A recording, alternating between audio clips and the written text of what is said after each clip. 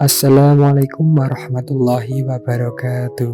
Selamat siang dan salam sejahtera. Di sini kami dari kelompok 1 akan menjelaskan tentang pengembangan mutu pembelajaran dalam matkul kajian kurikulum pendidikan jasmani dengan anggota kelompok Samsul Hadi, Muhammad Amin Rois, Novila Andrianto, dan Poppy Pranata Gitaris.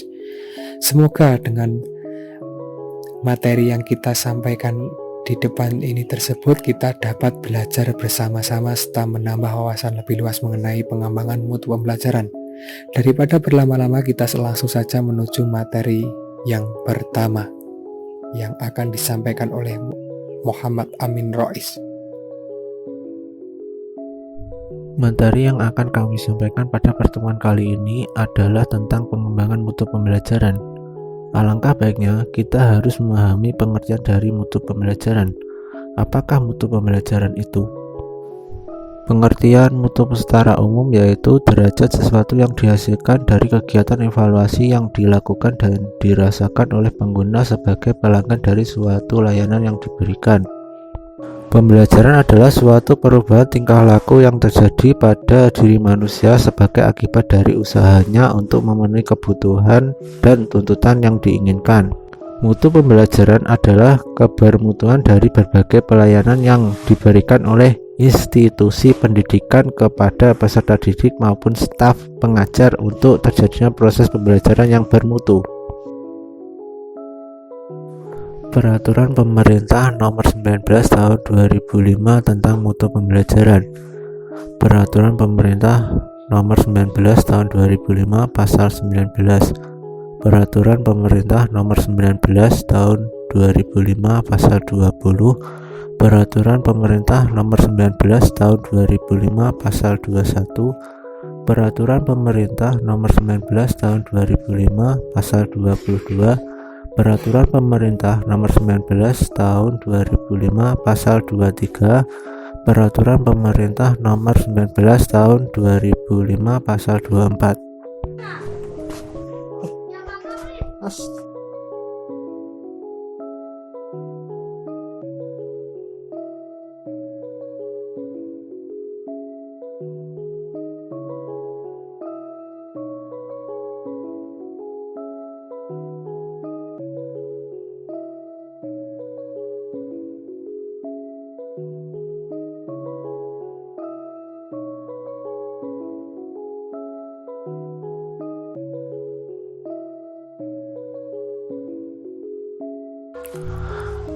Peraturan Pemerintah Nomor 19 Tahun 2005 Pasal 19.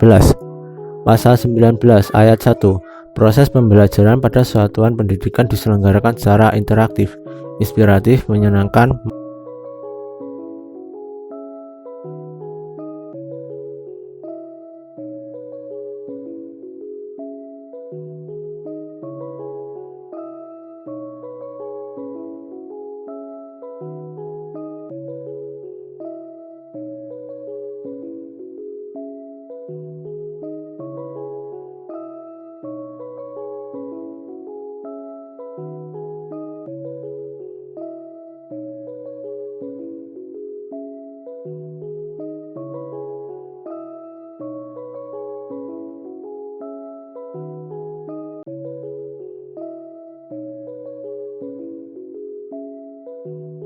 Peraturan Pemerintah Nomor 19 Tahun 2005 Pasal 20. Perencanaan proses pembelajaran meliputi silabus dan rencana pelaksanaan pembelajaran yang memuat sekurang-kurangnya tujuan pembelajaran, materi ajar, metode pengajaran, sumber belajar, dan penilaian hasil belajar.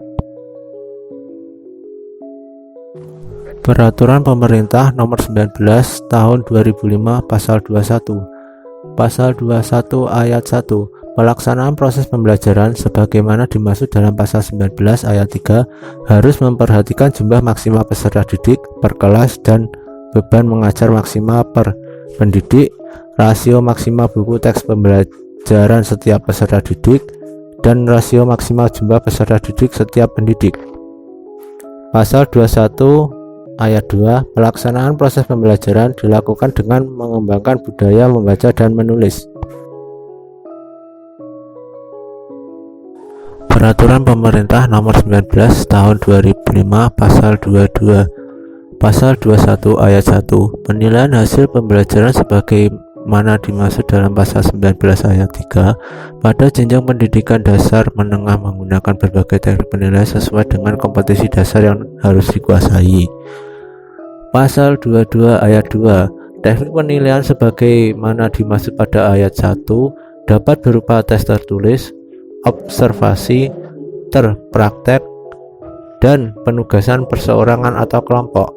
Pasal 22 ayat 3 untuk mata pembelajaran selain kelompok, mata pelajaran ilmu pengetahuan dan teknologi pada jenjang pendidikan dasar menengah, teknik penilaian observasi secara individu sekurang-kurangnya dilakukan 1 kali dalam 1 semester. Peraturan Pemerintah Nomor 19 Tahun 2005 Pasal 23 Pengawasan proses pembelajaran sebagaimana dimaksud dalam Pasal 19 Ayat 3 meliputi pemantauan, supervisi, evaluasi, pelaporan, dan pengambilan langkah tindak lanjut yang diperlukan. Peraturan Pemerintah Nomor 19 Tahun 2005 Pasal 24 Standar perencanaan proses pembelajaran, pelaksanaan proses pembelajaran, penilaian hasil pembelajaran, dan pengawasan proses pembelajaran dikembangkan oleh BSNP dan ditetapkan dengan peraturan Menteri. Faktor-faktor yang mempengaruhi mutu pembelajaran. Mutu dipengaruhi oleh faktor internal dan eksternal. Faktor internal berupa psikologis, sosiologis, dan fisiologis, sedangkan yang eksternal dipengaruhi oleh lingkungan dan peralatan. Upaya mengembangkan mutu pembelajaran ada 5, yaitu A. Peningkatan kualitas guru, B. Peningkatan materi, C. Peningkatan dalam pemakaian metode, D. Peningkatan sarana, E. Peningkatan kualitas belajar. A. Peningkatan kualitas guru, mengikuti penataran seminar atau diklat, mengikuti kursus pendidikan, memperbanyak membaca, mengadakan kunjungan ke sekolah lain, mengadakan hubungan dengan wali siswa. B. Peningkatan materi. Peningkatan materi perlu sekali dilakukan dengan lengkapnya materi yang diberikan akan menambah luas pengetahuan. C. Peningkatan dalam pemakaian metode. Metode merupakan alat yang dipakai untuk mencapai tujuan pendidik. Yang dimaksud peningkatan metode di sini adalah penerapan atau penggunaan metode sesuai dengan materi yang disajikan sehingga memperoleh hasil yang memuaskan dalam proses pembelajaran. D. Peningkatan sarana.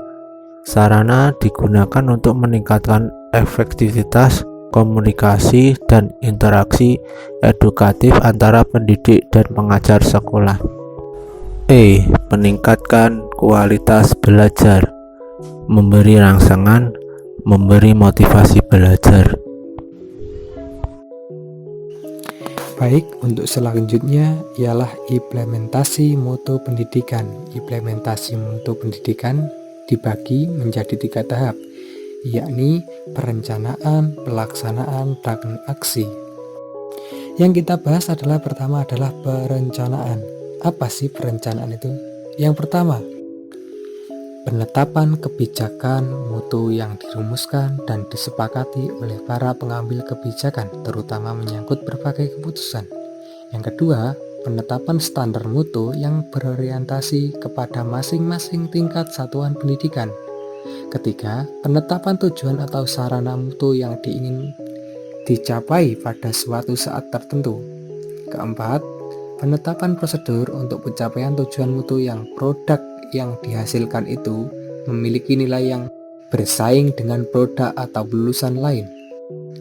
Aspek perencanaan telah disusun mulai dari rumusan tujuan, materi yang akan diberikan sesuai dengan tujuan yang diinginkan, pendekatan atau strategi yang digunakan supaya mempermudah pencapaian, tujuan serta alat ukur yang digunakan untuk melihat ketercapaian suatu program. Yang kedua yaitu pelaksanaan.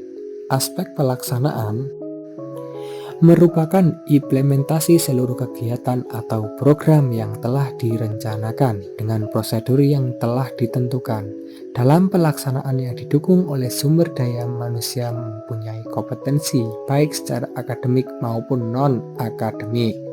Pelaksanaan program akan berjalan sesuai dengan prosedur yang telah ditentukan, manakala masing-masing yang bertugas paham akan kondisi yang diinginkan. Tahap yang ketiga atau yang terakhir yaitu tindak lanjut. Tahap ini berangkat dari pedoman mutu yang telah direncanakan sesuai atau secara sistematis, serta disusun dalam sebuah dokumen mutu. Tahap berikut di dokumen ini dianalisis, dibahas, dan didiskusikan melalui lokakarya dengan menghadirkan para peserta yang memiliki keahlian. Hasil lokakarya dikaji dan dianalisis untuk menghasilkan rumusan tindak lanjut tentang program mutu yang dihasilkan. Sekian materi yang dapat kami sampaikan, semoga menambah wawasan kita semua, minimal kita bisa mengerti bagaimana pengembangan mutu pembelajaran yang baik dan benar. Untuk yang kurang jelas atau kurang paham bisa ditanyakan dalam sesi tanya jawab nanti. Ada kurang lebihnya, kami dari kelompok 1 meminta maaf yang sebesar-besarnya. Semoga menjadi ilmu yang barokah dan manfaat untuk kedepannya. Sekian, wassalamualaikum warahmatullahi wabarakatuh. Selamat siang, salam sejahtera.